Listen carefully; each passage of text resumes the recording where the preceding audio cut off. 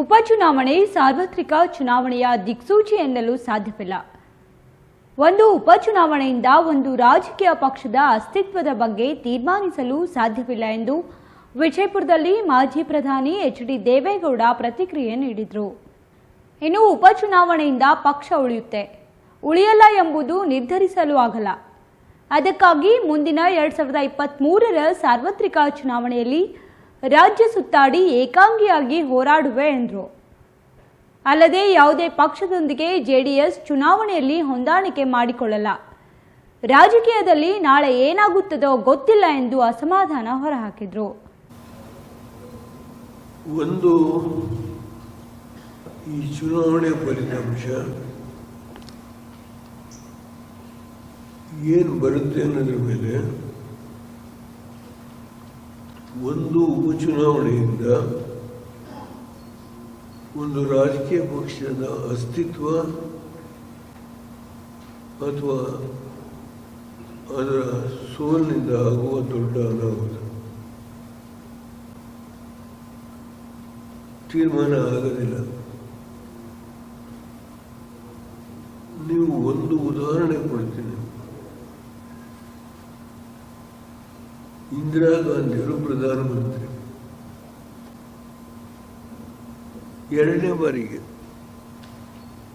Emergency ಆದಮೇಲೆ ದಿಂಡ್ಗಲಲ್ಲಿ ತಮಿಳುನಾಡಲ್ಲಿ ಒಂದು ಉಪಚುನಾವಣೆ ಆಯಿತು. ಡಿಪಾಸಿಟ್ ಹೋಯಿತು ಕಾಂಗ್ರೆಸ್. ನಾನು ಈ ಒಂದು ಉದಾಹರಣೆ ಕೊಡೋದು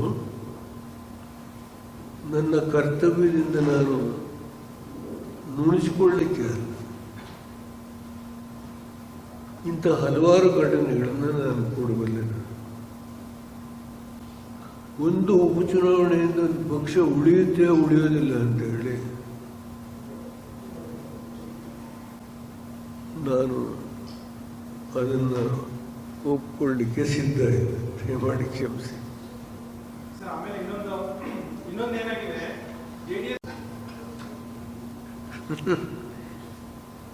Why only you are compared to majority? ಈಗ ಒಂದು ಹೊಸ ರಾಜಕೀಯ ಶಕ್ತಿ ಕಳೆದ 10 ವರ್ಷದಿಂದ ಪ್ರಾರಂಭ ಆಯಿತು ಅಂತ ಇಟ್ಕೊಳ್ಳಿ. ಅಹಿಂದ ಅಂತ ಹೇಳಿದ್ರೆ ಬರೀ ಮೈನಾರಿಟೀಸ್ನೇ.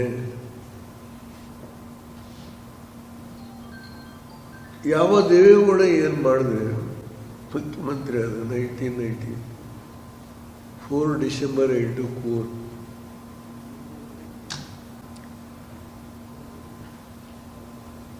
ನಾವು 16 ಸೀಟು ಪಾರ್ಲಿಮೆಂಟಿಗೆ ಗೆದ್ವಿ. ಅಸೆಂಬ್ಲಿಗೆ ಜೆ.ಎಚ್. ಪಟೇಲ್ ನನ್ನ ಹೋರಾಟ, ಪಕ್ಷದ ಮಂತ್ರಿ ಸ್ಥಾನಕ್ಕೆ ರಾಜೀನಾಮೆ ಕೊಟ್ಟು ಹೋರಾಟ, ಆಕಾರ ಏನು, ಮುಂದೇನಾಯಿತು, ನನ್ನ ಹೊರಗಾಗ್ತಾಗ ಯಾರ್ಯಾರು ನನ್ನ ಜೊತೆ ಇದ್ರು, ಅದೆಲ್ಲ ಸುಮ್ಮನೆ ಬೇಡ. ಈಗ ಅದು ನಾನು ಆಗಲೇ ಮರೆತುಕೊಳ್ತಾ ಇದ್ದೇನೆ. ಬರೀ ಮುಸ್ಲಿಮ್ರೇ ನನ್ನಿಂದ ಹೋದ್ರ ಅದಕ್ಕೆ ಯಾರು ಕಾರಣ ಅಂತ ವಿಶ್ಲೇಷಣೆ ಮಾಡಲಿ. ಇನ್ನು ಅದಕ್ಕೆ ಮುಂದೆ ಬೇರೆ ಬೇರೆ ಶಬ್ದ ಸೇರಿಸಿ ಇದ್ರ ಬಗ್ಗೆ ಚರ್ಚೆ ಬೇಡ, ಇರಲಿ. ಆದರೆ ಇವತ್ತು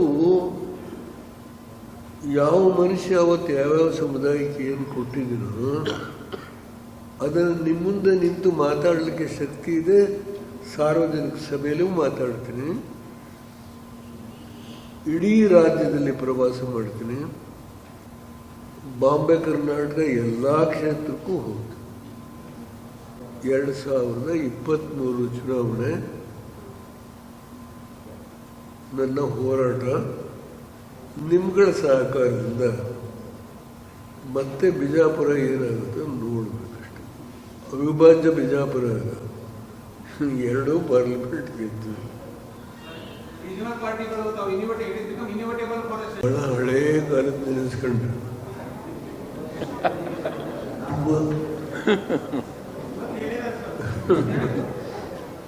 ದೇವರಾಜ ಸ್ವಂತ ಮುಖ್ಯಮಂತ್ರಿ ಮತ್ತೆ ಬರಲ್ಲ. ಒಂದೇ ಶಬ್ದದಲ್ಲಿ ಹೇಳಿದ್ರೆ ಕೇಳಿ, ದೇವರಾಜ ಸ್ವಂತ ಮುಖ್ಯಮಂತ್ರಿ ನಾನು ಗುರುತಿಸಿಲ್ಲ. ಅಪೋಸಿಷನ್ ಅಂತ ಒಬ್ಬ ಲೀಡರು 24 ಬಿಜಾಪುರದಲ್ಲಿ ಹೆಚ್ಚಿಲ್ಲ 24 ರುಜು ಮಾಡಿಬಿಟ್ಟು ಇಸ್ಪೀಟ್ ಆಡೋದು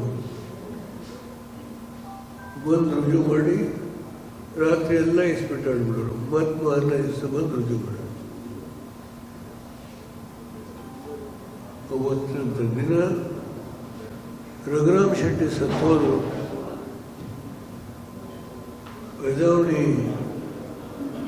ಒಬ್ಬ ಮುಖ್ಯ ವರದಿಗಾರ ಅವರೊಂದು ಆರ್ಟಿಕಲ್ ಬರೆದಿದ್ದಾರೆ. We can't see a person like Devegowda as an opposition leader, chief minister like Devaraja we have not seen.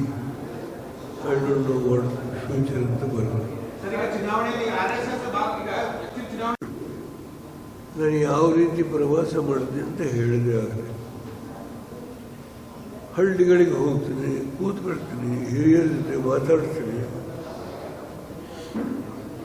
ಮತ್ತು ಭಿಕ್ಷೆ ಕೇಳ್ತೀನಿ. ಯುವಕರು ಇರ್ತಾರೆ. ಎಲ್ಲಿ ಸಭೆ ಮಾಡಬೇಕು ಅಂತ ತೀರ್ಮಾನ ನಮ್ಮ ಪಕ್ಷದ ಅಧ್ಯಕ್ಷರು ತೀರ್ಮಾನ ಮಾಡಿದ್ದಾರೋ ಆ ಸಭೆಗೂ ಇದಕ್ಕಿಂತ ನಾನೇನು ಕಾರ್ಯಕ್ರಮದ ಶೈಲಿ ಪ್ರಚಾರಕ್ಕೆ ಏನು ಮಾಡ್ತೀನಿ ಅಂತ ಹೇಳಿದೆ. ಅದಕ್ಕಿಂತ ಹೆಚ್ಚೇನು ಹೇಳಲ್ಲ. ನೋಡಿಲ್ಲ ಈಗ ಬೆಳಿಗ್ಗೆ ಹಿಡ್ದಾಗಿದೆ ಅದು, ನೀವು ನೋಡಿಲ್ಲ. ಇಲ್ಲ, ಅದು ಇವತ್ತು ಬೆಳಿಗ್ಗೆ ಹಿಡ್ದೊಂದು ಟಿವಿ ನೀವು ನೋಡಿಲ್ಲ ಪಜಿ. ನಮ್ಮ ಜೊತೆಲೆಲ್ಲ ಡಿಸ್ಕಸ್ ಮಾಡ್ಕೊತಿದ್ರಿ. ಏನು ಅಲ್ಲಿ ಅವರು ಮಾಧ್ಯಮದ ಒಬ್ಬ ಪ್ರತಿನಿಧಿ ಅವರು ಉಗ್ರಪ್ಪ ಅವರೇನೋ ಮಾತಾಡುವಾಗ ಏನೋ ಅದು ವೈರಲ್ ಆಗಿದೆ. ಏನು ಹೇಳಿದ್ದಾರೆ ಸರ್? DKC ಅವರು ಬಂದ ನಂತರ ಜಲಸಂಪನ್ಮೂಲ ಇಲಾಖೆಯಲ್ಲಿ ಏನು ಪರ್ಸೆಂಟೇಜ್ ಏನಿತ್ತು ಆ ಪರ್ಸೆಂಟೇಜ್ 6 ಇತ್ತು. DKC ಅವರು ಬಂದ ನಂತರ 12 ಆಗಿದೆ ಅಂತ ಹೇಳಿ ಅವರು ಕಾಂಗ್ರೆಸ್ ಪಕ್ಷದ ಉಗ್ರಪ್ಪ ಅವರು ಜೊತೆಗೆ ಏನಂದ್ರೆ ನನಗೆ ನೋಡಿಲ್ಲ.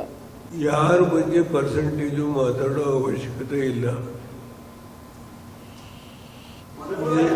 ಒಂದು ನಿಮಿಷ ಸರ್, ಒಂದು ನಿಮಿಷ ಪ್ಲೀಸ್ ಹಿಯರ್ ಮೀ. ದೇವೇಗೌಡರ ಕಾಲದಲ್ಲಿ ಪರ್ಸೆಂಟೇಜ್ ವಿಷಯ ಇತ್ತಿಲ್ಲ. You ask anybody who is Congress ಪಕ್ಷದ DK ಶಿವಕುಮಾರ್ ಹಣ ತಗೋತಾ ಇದ್ದಾರೆ, ನೀರಾವರಿ ಸಚಿವರ ಮೇಲೆ ವ್ಯಾಪಕ ಭ್ರಷ್ಟಾಚಾರ ನಡೆಸಿದ್ದಾರೆ ಅಂತ ಕಾಂಗ್ರೆಸ್ ಮುಖಂಡರೇ ಮಾತಾಡ್ತಾರೆ. ನಾನು ಯಾರು ಯಾವ ಕಾಲದಲ್ಲಿ ಈ ಪರ್ಸೆಂಟೇಜ್ಗಳದು ನಾನು ಅದ್ರ ಬಗ್ಗೆ ಚರ್ಚೆ ಮಾಡಲ್ಲ ಸರ್. ಯಾರ್ಯಾರು ನೀರಾವರಿ ಮಂತ್ರಿಗಳು ಯಾವಾಗಾಯಿತು ಏನಾಯಿತು. ನಮ್ಮ ಕಾಲದಲ್ಲಿ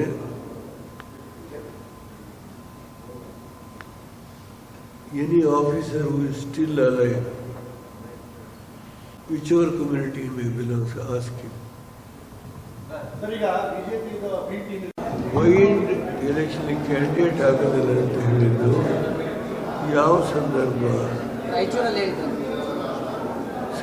ಯಾವುದು? ಯಾವ ಚುನಾವಣೆಯಲ್ಲಿ ನಮ್ಮ ಪಕ್ಷಕ್ಕೆ ಹಿನ್ನಡೆ ಆಯಿತು ಆ ಸಂದರ್ಭದಲ್ಲಿ ಹೇಳಿದ್ದು ನಿಜ. ಆದರೆ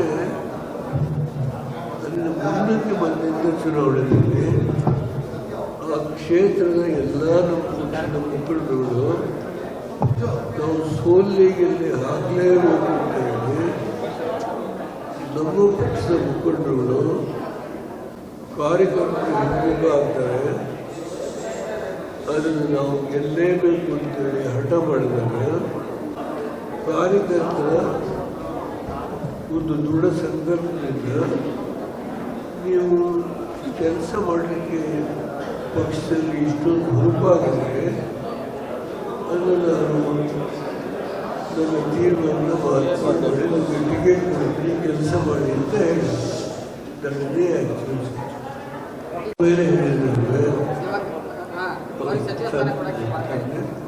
ಪಾಪ ಅವ್ರ ಬಗ್ಗೆ ನಾನು ಯಾವುದೇ ಲಘುವಾಗಿ ಮಾತಾಡಿದೆ.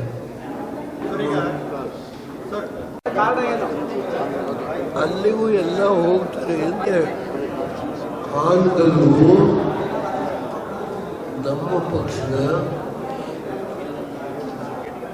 ಸ್ಟೇಟ್ ಲೆವೆಲ್ ಅಧ್ಯಕ್ಷರು ಇಲ್ಲಿಗೂ ಬರ್ತಾರೆ. ಎಚ್ ಕೆ ಕುಮಾರಸ್ವಾಮಿ, ಶಾಸಕಾಂಗ ಪಕ್ಷದ ನಾಯಕರು ಎಚ್ ಡಿ ಕುಮಾರಸ್ವಾಮಿಯವರು, ಫರೂಕ್ ಅವರು, if possible 1 or 2 days Zafarulla ಅವರು, ಬಂಡಪ್ಪನವರು, ನಮ್ಮ ಯುವ ನಾಯಕರು ಅಲ್ಲಿಗೂ 2 ದಿನ ಹೋಗ್ತಾರೆ. ನನಗೆ ಆ ಕಡೆಗೆ ಈ ಕಡೆಗೆ ಓಡಾಡೋದು ಸ್ವಲ್ಪ ಆರೋಗ್ಯದ ತೊಂದರೆ. ಆದ್ದರಿಂದ ನಾನು ಇಲ್ಲೇ ಕನ್ಫೈನ್ ಮಾಡ್ತೀನಿ ಅಂತ ಹೇಳಿದೆ ಅಷ್ಟೇ, ಬೇರೆ ಮಾಡಬೇಡಿ ಅಂತ ಪ್ರಶ್ನೆ ಕೇಳಬಾರ್ದು.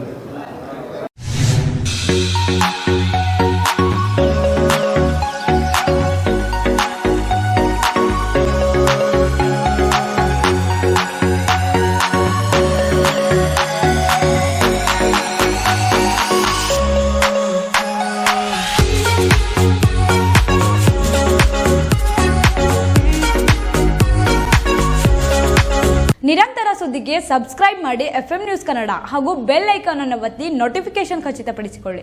ಧನ್ಯವಾದಗಳು.